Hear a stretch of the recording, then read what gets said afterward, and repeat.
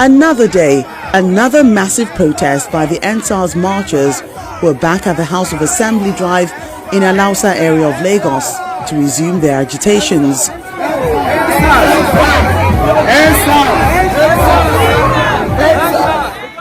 More young people join the movement, strengthening the gathering as they sing solidarity songs, indicating that they're not backing down anytime soon. Solidarity forever! Solidarity forever! Solidarity forever! We shall always fight for.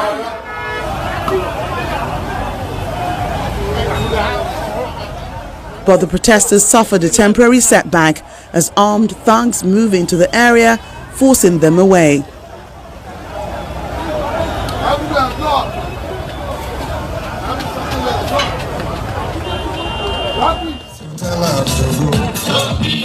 Undeterred, they later reconvened to continue with the business they came here for.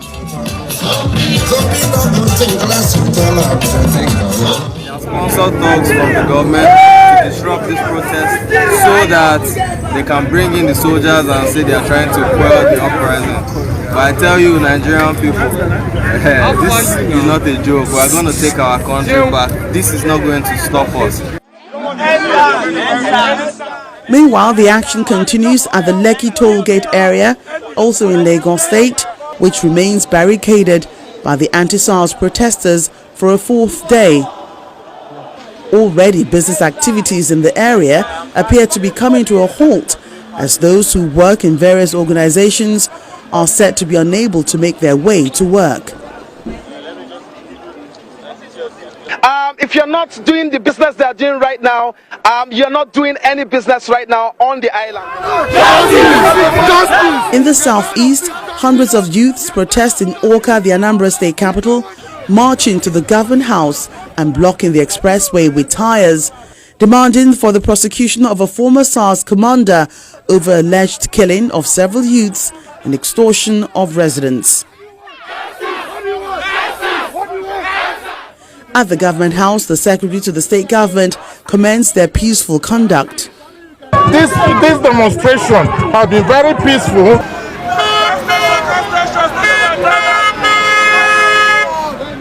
Protesters in Warri Delta State in the south joined the protest once more, moving from Efurun roundabout through Refinery Road to other parts of Warri, chanting the NSAS songs and asking the authorities to implement the 5-point demand of the movement.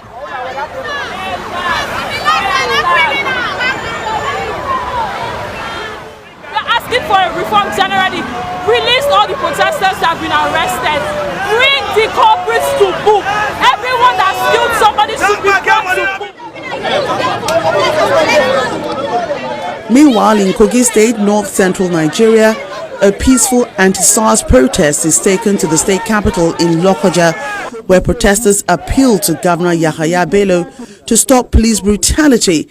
They say that in spite of the disbandment of SARS, some operatives are still operating on major highways and local government areas within the state. Went into operation yesterday and still harassed some of the youth in Nayimba. And in Lokoja today, this morning, the same thing repeated itself. And we can't stand and be looking because Police brutality. A voice of a comrade in the process of oppression is an oppressive voice. The governor, who was presiding over the state executive council meeting, left to attend to them, cautioning the youth against losing a battle they have already won. When you want to take leadership, you behave yourself in such a manner that you can be trusted to be given that leadership position. If you don't, nobody will ever take you seriously. Youths in Plateau State also continue their protest against police brutality as they block the old airport roundabout, a major highway linking the state to the northeast from Abuja and the southern parts of the country. The protesters say they are resolved to stay on the streets across the country until police brutality is stopped and victims of extrajudicial killings get justice.